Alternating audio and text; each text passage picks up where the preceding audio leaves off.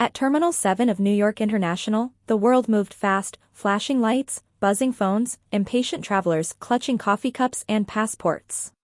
But amidst that chaos stood a quiet man, lost in thought. His name was Ethan Collins, a man whose name echoed through business magazines, stock reports, and tech conferences. A billionaire entrepreneur, admired, envied, and completely alone. At his side was a small boy, Noah, barely 6, his big blue eyes filled with wonder and confusion. He clutched a worn-out stuffed rabbit in one hand, the only constant he had left since his mother passed away. Ethan glanced down at his son, forcing a tired smile. "Ready for the flight, buddy?" he asked. Noah didn't respond. He just looked up, searching his father's lips, trying to read them, and nodded faintly. Noah was deaf. Completely. Ethan loved him more than anything, but he didn't know how to reach him. He had spent years building an empire, but never learned the language his son lived in, sign language. As they moved through security, Noah watched the people around him, laughing, talking, hugging. He saw mouths move but heard nothing. The world felt distant, muffled, unreachable. Sound of muffled airport ambience fades in, simulating Noah's silence. When they finally boarded the plane, Ethan felt the usual relief of first class, wide seats, soft lighting, the quiet hum of privilege. But to Noah, it was terrifying, the strange vibrations, the flickering seatbelt sign, the roar of engines he could only feel, not hear. He gripped the stuffed rabbit tighter, his small body trembling. Ethan noticed, trying to distract him with a tablet. "Look, cartoons," he said, forcing cheer into his tone. Noah glanced at the screen, then away. He didn't want cartoons. He wanted comfort, but he didn't know how to ask for it. The plane began to move. Engines roared louder. Lights dimmed. Noah's eyes widened in panic, he felt trapped, his small chest tightening as vibrations pulsed through the cabin. He began to cry, silently at first, just tears streaming down his face. Then came small, broken whimpers that grew into visible distress. Passengers turned their heads. A few sighed. A woman whispered, "First class, and he can't control his kid?" Ethan's face burned with embarrassment. He tried signing the little he knew, calm. "Okay. Dad here." But his hand stumbled. His signs were wrong, clumsy. Noah shook his head, tears falling faster. He pushed the tablet away. The flight attendant knelt beside them, offering a smile and a toy. "Would he like this little plane, sir?" Ethan shook his head helplessly. "He's deaf. He doesn't understand." The attendant nodded kindly, but her eyes showed pity. Ethan turned toward the window, clenching his fists. He'd built companies from scratch, negotiated billion-dollar deals, but at that moment, he couldn't even calm his own son. Noah buried his face in his hands, trembling, his small shoulders shaking as the plane climbed into the clouds. Music swells, slow, emotional piano with soft strings. And in that moment, as the lights flickered and the cabin settled into quiet, one thing became painfully clear to Ethan. All his wealth, all his brilliance, all his power, meant nothing if he couldn't understand the heart of the person who needed him most. He reached out again, brushing Noah's hair gently. "I'm here," he whispered. Noah didn't hear the words, but maybe, just maybe, he could feel them. And as the plane carried them above the clouds, fate was already preparing to bring someone into their lives, someone small, kind, and full of light, who would teach them that love doesn't need sound to be heard. The plane soared higher, slicing through layers of clouds, but inside, turbulence wasn't just in the air. It was in Ethan's heart. Noah's tears wouldn't stop. His small body shook as he clung to the stuffed rabbit, his silent cries echoing louder in Ethan's guilt than any noise ever could.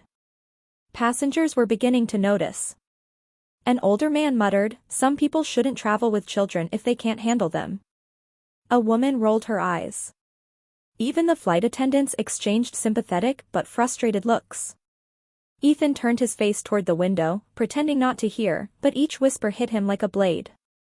He tried again, fumbling through a few basic signs he remembered from an old app. "Okay. Calm. Dad here." But Noah only cried harder, unable to understand his father's shaking hands. Ethan sighed deeply, his voice trembling.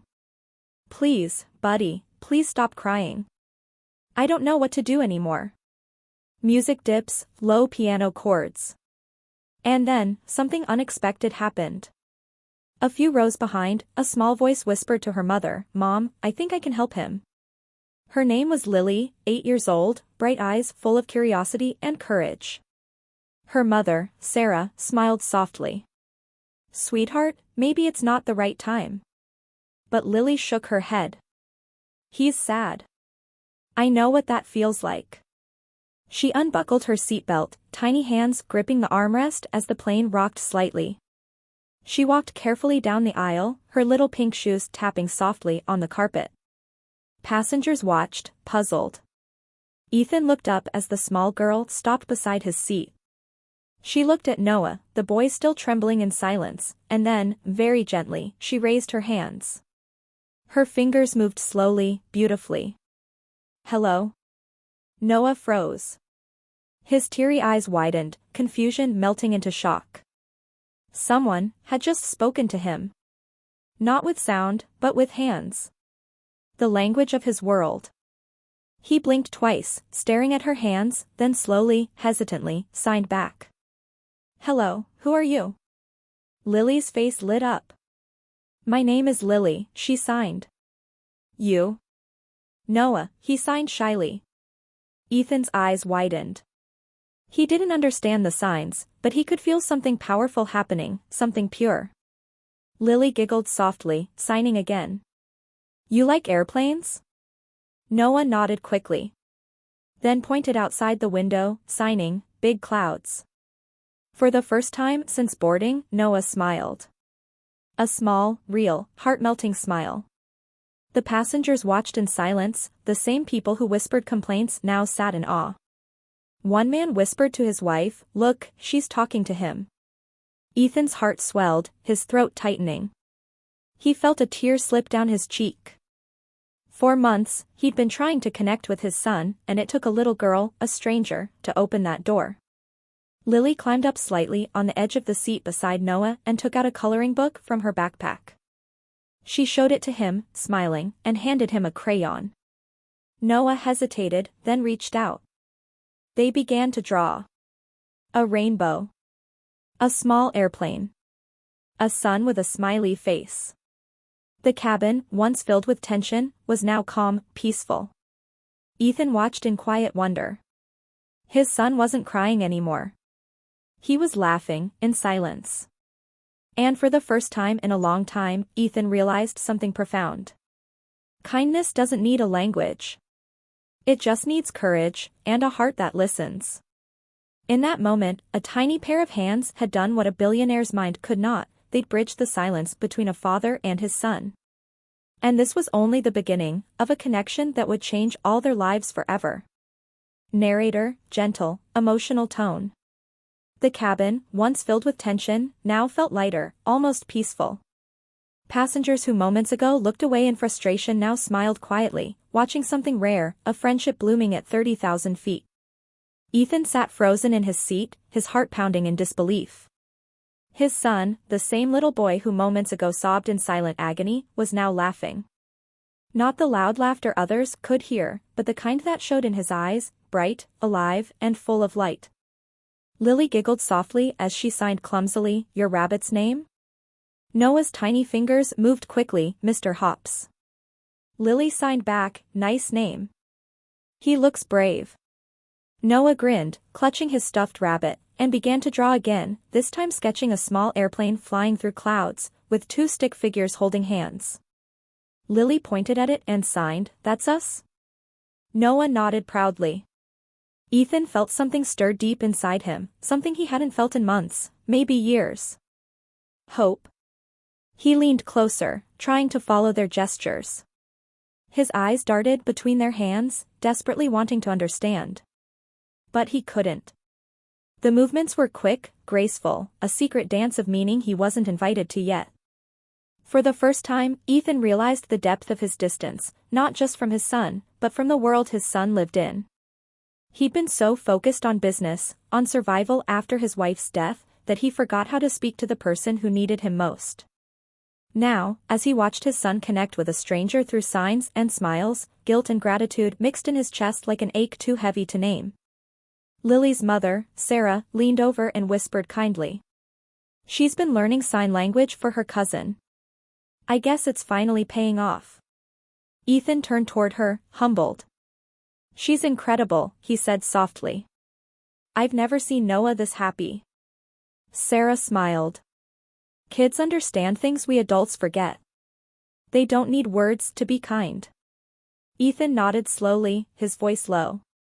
"I've spent years building things. But right now, watching them, I realize I've been missing the most important one, connection." Camera focus, Lily and Noah drawing on a napkin, exchanging smiles. The two children began signing simple words, friend, plain, thank you. Every time Noah got a sign right, Lily clapped softly, beaming with pride. The cabin seemed to glow with warmth. Even the flight attendants paused, watching with quiet admiration. A little girl's kindness had turned a flight full of strangers into witnesses of something pure, understanding without words. Ethan took a slow breath, his throat tight. He reached into his bag and pulled out a notepad. Then, hesitating for a second, he wrote something down and slid it gently toward Lily's mother. On the page were 6 words. "Can you teach me sign language?" Sarah looked at him, surprised, then touched. "Of course," she whispered. They began small. Sarah wrote a few words and the gestures beside them. "Hello. Thank you. I love you." Ethan traced the drawings with his fingers, memorizing them, determined to start, even now. As the plane continued through the sky, Ethan glanced back at Noah and Lily, their hands moving quickly, eyes glowing.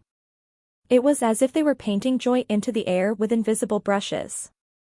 For the first time since his wife's passing, Ethan smiled a genuine, unguarded smile. He whispered under his breath. "Thank you, whoever you are, little angel."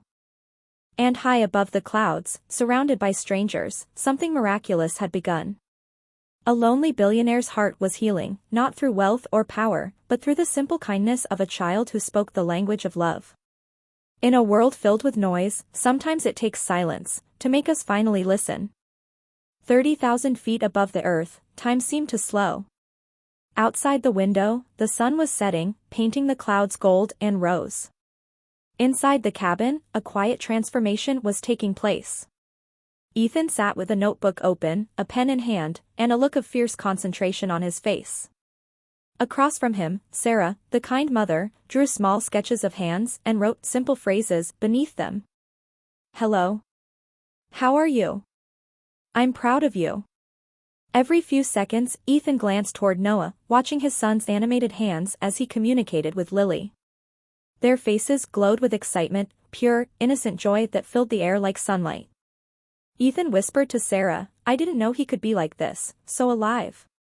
Sarah smiled, "Children blossom when someone understands them. You just needed to learn how to listen, not with your ears, but with your heart."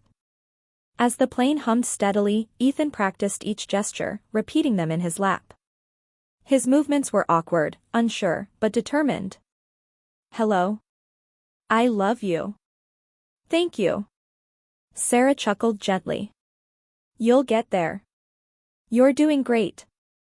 Ethan looked at her and smiled faintly.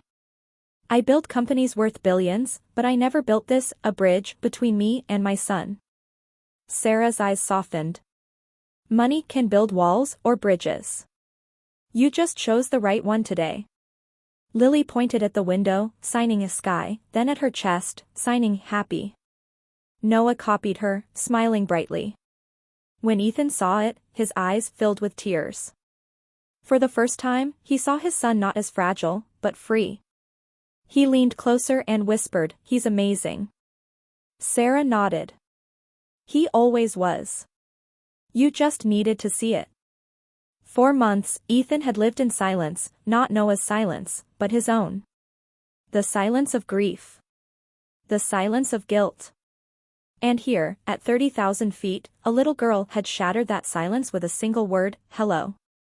Noah suddenly turned to Ethan, his eyes shining. He began signing something quickly. Ethan froze, unsure, until Lily stepped in, smiling. She signed to Ethan, slowly, he said, "Thank you, Dad." Ethan's lips trembled. His heart swelled painfully in his chest. He looked at Noah, and though his hands shook, he tried to sign it back. His fingers stumbled, uncertain, but the message was clear. "I love you." Noah gasped softly, his face lighting up. He reached forward and hugged his father tightly. Music swells, soft choir hum joins the piano. The passengers who had once rolled their eyes now watched in silence, some even wiping tears. The cabin that had once been filled with frustration was now filled with quiet awe. Sometimes, life gives us teachers in the smallest forms. A little girl with a brave heart. A mother with gentle wisdom. And a boy who just wanted to be understood. Ethan took a deep breath, resting his chin on Noah's head as his son dozed off, holding Mr. Hops tightly. He whispered quietly to himself. "When we land, I'm learning everything. Every sign, every word. I'll never let this silence stand between us again." Sarah smiled softly from her seat. "You already started, Ethan. That's what matters most." Camera pans out, view through the airplane window, sun dipping below golden clouds, a sense of peace filling the air. 30,000 feet above the world, a man who once thought he had everything, finally realized what it truly meant to have something that money can never buy. Music fades slowly, hopeful and emotional tone lingers. Because sometimes, the greatest lessons aren't found in boardrooms or balance sheets, but in the hands of a child who simply knows how to love. The hum of the engine softened as the pilot's calm voice came over the intercom. "Ladies and gentlemen, we'll begin our descent shortly. Please fasten your seatbelts." Around the cabin, people stirred awake, stretched, and prepared to land. But in seat 14A, a quiet story was still unfolding, one that had touched every heart nearby. Lucas, the young deaf boy who had cried endlessly just hours ago, now sat peacefully against the window, his small hand resting on Lily's. She was drawing on her notepad, a stick figure of a little boy holding a balloon. Beside it, another figure, a girl waving "hello" in sign language. When she turned the page toward him, Lucas grinned, his fingers moving in careful shapes. "Friend." Lily nodded eagerly and signed back, "Yes. Friend." From across the aisle, James watched, overwhelmed. The powerful billionaire, a man used to control, logic, and order, had been taught something humbling that day by two innocent souls. It wasn't money or status that made life rich. It was connection. As the plane tilted toward the city lights, James leaned toward Lily's mother, Mrs. Evans. "Your daughter, she's remarkable," he said softly. "She just wanted to help," the woman replied, smiling. "She learned sign language because her cousin can't hear. She says everyone deserves to be understood." James's throat tightened. He looked at Lily again, her radiant little smile, her warm kindness, and realized how her simple act had given him something no fortune could buy, hope for his son. When the plane finally touched down, the passengers erupted in polite applause. Lucas clapped too, a habit he'd picked up from others, but this time, it wasn't just mimicry. It was joy. As people began to disembark, James crouched beside Lily and held out his hand. "Thank you," he said slowly, making sure she could read his lips. Then, with a smile, he tried his best to sign it. "Thank you." Lily giggled, her small fingers replying perfectly, "You're welcome." Before leaving, James handed Mrs. Evans a business card. "If you ever need anything at all, please call me. Lily has done more for my son than the world's best therapists could." Mrs. Evans looked at the card and blinked in disbelief. The embossed gold letters read, "James Carter, CEO, Carter Global Enterprises." But she didn't see a CEO standing there. She saw a father, a man humbled by gratitude. "We don't need anything," she said gently. "But, maybe one day, they can play again." James smiled warmly. "I'd like that very much." As they parted ways at the airport, Lucas turned back one last time. He waved at Lily, signing, "Bye." "Friend." She waved back, signing the same. That simple exchange, silent yet full of emotion, said more than words ever could. Weeks later, in a bright therapy room overlooking the city, Lucas sat beside his new instructor. His progress was astonishing. For the first time, he was initiating conversation in sign. But every so often, he would draw a little stick girl in the corner of his notebook, the one who had helped him smile again. James kept in touch with Mrs. Evans, sending small gestures of thanks. But one morning, he surprised them both by showing up personally, not as a CEO, but as a friend. He'd arranged for Lily's school to receive a donation for a new inclusive communication program, one that would teach more children sign language. When Lily saw Lucas again, she ran up and signed, "Hi." He responded perfectly, his smile brighter than ever. James looked at them, feeling a deep sense of peace. In his world of endless meetings and profits, he had forgotten the simple beauty of kindness. But that day on the plane, and the days that followed, reminded him that the smallest hands can carry the greatest lessons.